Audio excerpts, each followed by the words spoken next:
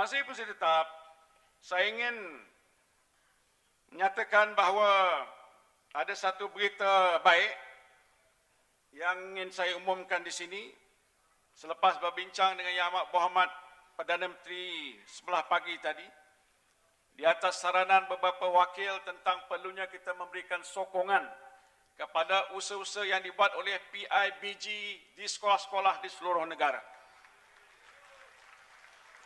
Saya ingin maklumkan Yang Amat Berhormat Perdana Menteri telah bersetuju dengan penubuhan Yayasan Tabung PIBG Nasional.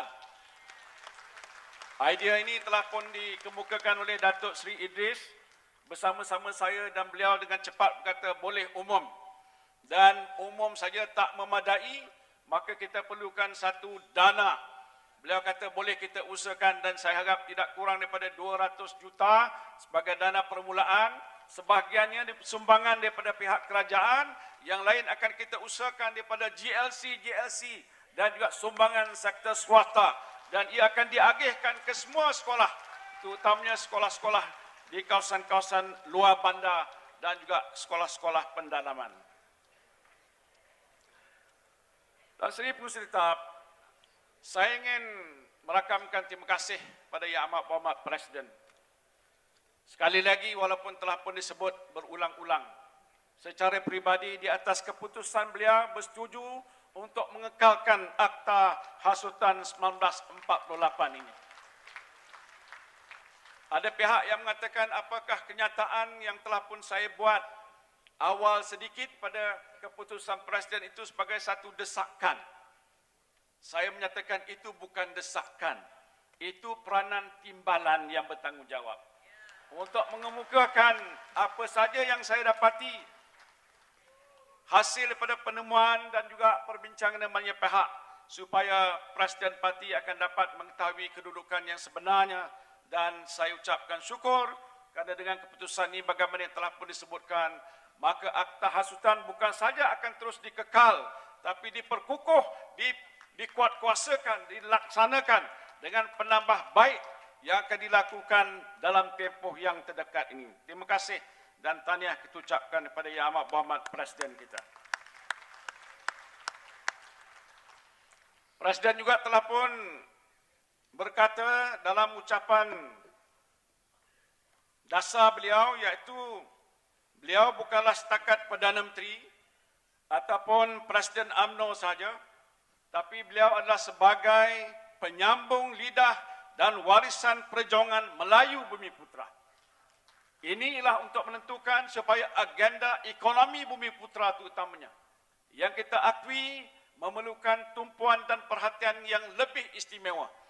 Saya telah pun memberikan pandangan dan pendapat saya, walaupun sudah ada inisiatif yang telah pun diambil oleh tidak lain daripada Perdana Menteri sebagai pengurusi kepada Majlis Ekonomi Bumi Putra, tetapi tumpuan yang lebih patut diberikan kepada sekumpulan besar, 40% daripada golongan yang dikatakan peringkat yang terbawah, yang sebahagian besarnya adalah Bumi Putra, mesti diberikan perhatian dan pembelaan yang seadil-adilnya supaya kedudukan ekonomi Bumi Putra akan terus dapat dimaju dan dibangunkan. Saya yakin dengan adanya keputusan ini, maka insya-Allah masa depan Bumi Putra khasnya Melayu akan terus terpelihara. Pengerusi Tetap, saya dalam ucapan peresmian di persidangan wanita, pemuda dan putri, dalam ucapan itu saya telah pun menyebut sebuah ayat Quran dan saya bacakan di sini yang bertujuan untuk memberikan peringatan bagi kita semua. Bismillahirrahmanirrahim. In yamsaskum qarhum faqad massal qauma qarhun misluh. Wa tilkal ayyamu nudawiluha bainan nas. Wa liya'lamallahu allazina amanu wa yattakhidha minkum syuhada. Wallahu la yuhibbuz zalimin. Yang bermaksud jika kamu dalam peperangan Uhud mendapat luka ataupun tercedera, maka sesungguhnya kaum musyrik yang mencerobohi kamu itu telah tercedera juga dan mendapat luka yang sama dalam peperangan Badar. Dan demikian itulah keadaan hari-hari dunia ini dengan peristiwa-peristiwa kemenangan dan kekalahan. Kami gilirkan dia antara sesama manusia supaya menjadi pengajaran dan supaya nyata apa yang diketahui Allah tentang orang-orang yang tetap beriman dan yang sebaliknya, dan juga supaya Allah menjadikan sebahagian di antara kamu orang-orang yang mati syahid. Dan ingatlah, Allah tidak suka kepada orang-orang yang zalim. Tuan Sri Yang Di-Pertua, saya sebutkan ucapan itu, bacaankan ayat inilah sebagai suatu peringatan tentang apa yang Allah menyatakan dalam Al-Quran, yaitu penggiliran kerajaan dan pemerintahan. Di satu peringkat kadang-kadangnya Islam menjadi kerajaan, di peringkat yang lain Islam kalah dan diambil oleh pihak-pihak yang musyrikin dan sebagainya.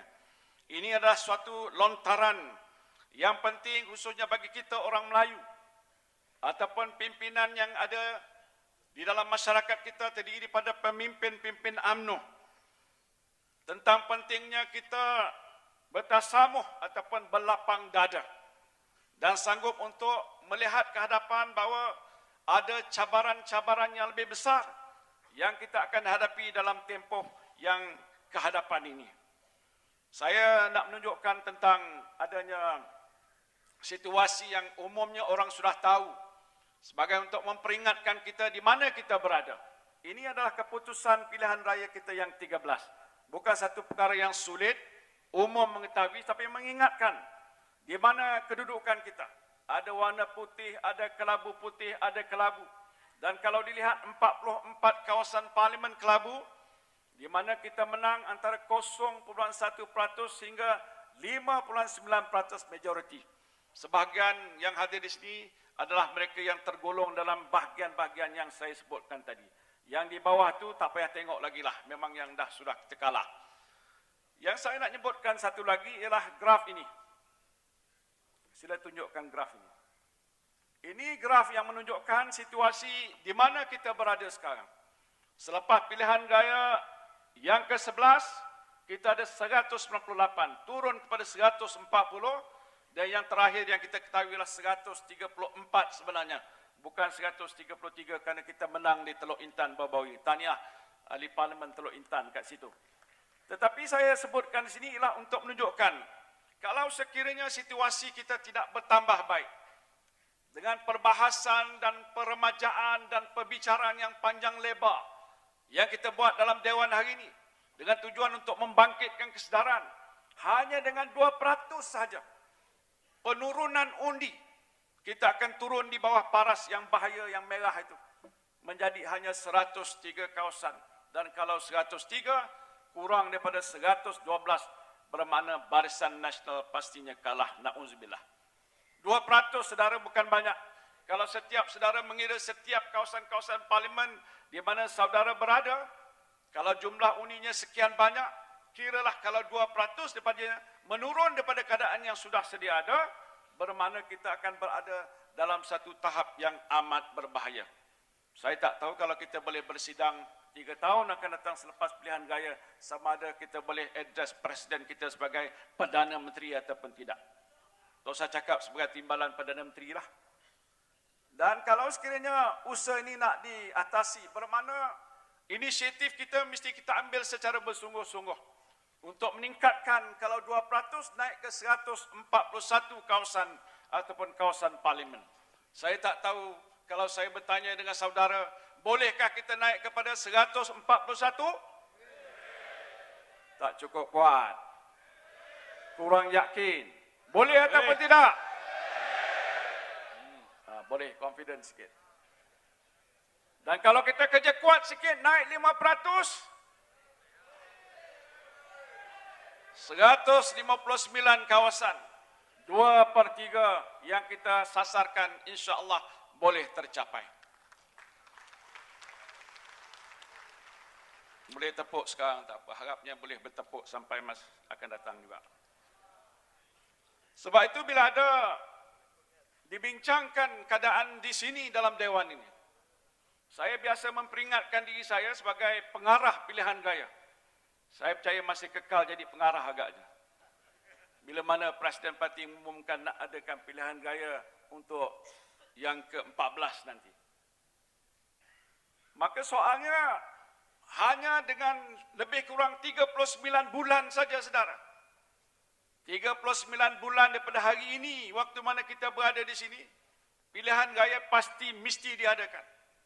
Soalnya dalam tempoh yang sebegini singkat, apakah inisiatif baru yang boleh kita laksanakan untuk mengembalikan semula keyakinan, memperbetulkan persepsi yang telah pun dibahaskan khususnya di peringkat pergerakan pemuda dan wanita tentang soal sikap orang muda, pandangan orang muda, bukan saya kata, orang muda kata, yang saya sebutkan pada hari itu berjela-jela lamanya.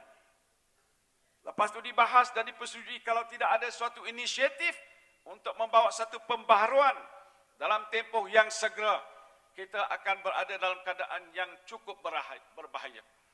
Sebab itu, untuk tujuan itu saya berbincang dengan Presiden Parti, boleh saya sebutkan di sini, di mana beliau sendiri telah pun menunjukkan komitmen yang begitu tinggi untuk meruangkan banyak lagi masa untuk parti kita dalam tempoh 3 tahun yang kehadapan. Kita ucapkan terima kasih.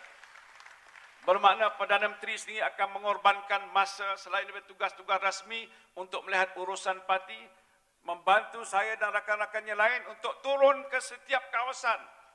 Sebab itu dalam ucapan saya di peringkat pemuda dan saya nak ulangkan di sini, bahawa kita akan melihat secara lebih rapi dan terperinci dengan kita menubuhkan apa yang saya sebutkan sebagai Badan Naziran Politik UMNO, di mana saya akan lantik orang-orang yang tidak semestinya daripada kalangan ahli-ahli parti yang memegang jawatan, tapi ada berkelayakan, diberikan tugas untuk memantau setiap peringkat bahagian.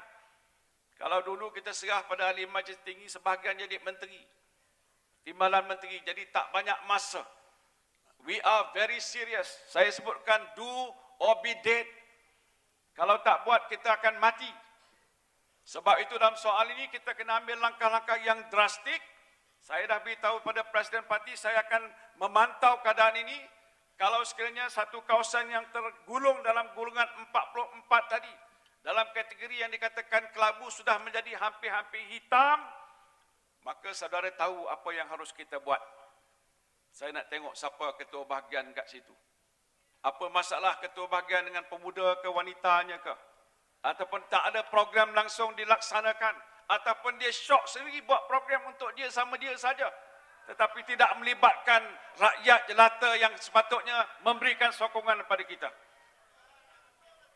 Jadi sebab itu saudara, saya nak mengingatkan, mulai awal tahun hadapan, inisiatif ini akan kita laksanakan dan kita akan turun ke setiap peringkat, dan saya nak minta supaya kerjasama daripada semua pemimpin bahagian, termasuklah sayap-sayap pemuda, wanita dan puteri, untuk tampil ke depan, bergerak sebagai satu saf untuk tempur mana-mana musuh-musuh politik kita, dan pastikan kawasan-kawasan kita ini akan dapat terus kita pertahankan. Mana-mana yang agaknya kurang, sokongan perlu ditingkatkan lagi, dan inisiatif-inisiatif baru mesti diambil untuk mengatasi masalah di peringkat kawasan masing-masing. Saudara-saudara sekalian, itulah saja yang saya nak sebutkan di sini. Saya fikir eloklah kita mendengar ucapan daripada Presiden Parti, tetapi sebelum itu saya ingin menyampaikan beberapa bait pantun. Buluh sembilu rumpunnya keras, dibuat orang pancang penanda. Bangsa Melayu, bangsa teras, namun adil kepada semua. Pasang pelita di tepi tangga, penerang halaman, penyinar cahaya. Habuan dunia manfaatkan bersama, usah dilupakan lunas agama. Besi disepuh dibuat senjata, dibawa berjuang, tiadakan Allah. Melayu teguh berteraskan agama, di dunia dan akhirat dikurniakan barakah. Terima kasih saya ucapkan. Wabillahi taufiq wal hidayah. Assalamualaikum warahmatullahi wabarakatuh.